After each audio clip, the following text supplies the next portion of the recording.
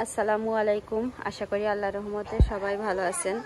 আলহামদুলিল্লাহ আমরাও ভালো আছি। এখন হচ্ছে 12টা 35 বাজে। তো শুক্রবার আজকে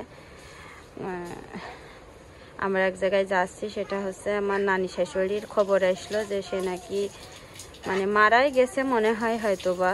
তো যাই হোক টান পড়ছে, আমার মামা শ্বশুর ফোন দিয়ে বললো যে টান পড়ছে, খুব অসুস্থ, যদি তাজাটা দেখতে চাও তো তাড়াতাড়ি চলে আসো, না হলে মারা যাওয়াটা মানে মরাটা এসে দেখতেই হবে না। তো তাই আমরা ওখানে যাব। তো গতকালকে বৃহস্পতিবার, গতকালকে কোনে যাচ্ছ তুমি? রাফির আব্বু গতকালকে রাত্রি গাড়ি চার্জ দিইনি, আজকে শুক্রবার ভেবেছে যে যাবে না গাড়ি নিয়ে, এই জন্য চার্জ দিইনি। তো এখন খবর আসার পরে গাড়ি চার্জে বসাইছে। তো দেখেন দেখেন মা শুয়ে রয়েছে। গতকালকে বৃহস্পতিবার রাফির মাদ্রাসায় গেলাম, মাদ্রাসা থেকে কিছু কাজ ছিল শহরে, সেগুলো শেষ করছি। তো সেই কাজগুলো শেষ করে বাড়ি আসার পথে মার নিয়ে আইসি আমাদের বাড়ি। তো মা দেখেন ঘুমাচ্ছে, আর আনাস আর আমি মাত্র গোসল করে আসলাম। রাফির আব্বু এখন গোসল করছে। তো নানির এখন দেখতে যাচ্ছি, জানি না যে তাজাটা পাবো কিনা, কি মারাই গেছে। তো যাই হোক, গতকালকে মা আসার পরে রান্না বাড়া করতে যে এটা ওটা করতে যে আর ভিডিও দেওয়ার সময় পাইনি, এডিট করার সময় পাইনি।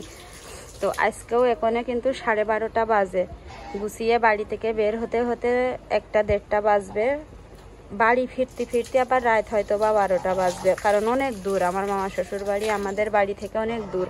আমাদের বাড়ি ঝিনাইদহ সদর, আর ওদের বাড়ি মানে কোটচাঁদপুর থানা, অনেক দূরে, অন্য থানায় ওদের বাড়ি।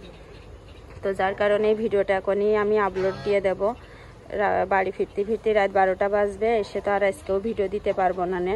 তো আপনারা আবার চিন্তা করবেন না আমার জন্য যে কি হলো, আজকে 2 দিন আবার ভিডিও দিচ্ছি না। আব্বু টাকাগুলো রেখে দাও বাবা। তো যাই হোক, মা একটা রাজহাঁস নিয়ে এসে, ওই দেখেন ওই ঘরের ভিতরে।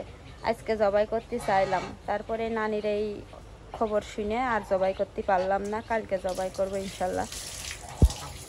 তো ঠিক আছে, আমরা যাই, আর দেখা যাক পথে ওখানে যেয়ে টুকটাক ভিডিও যদি করতে পারি করব। তো সবাই ভালো থাকবেন, আমাদের জন্য দোয়া করবেন, সহি সালামতে আবার যেন আমরা বাড়ি ফিরে আসতে পারি, সেখানে পৌঁছাইয়ে ঘুরে এসে।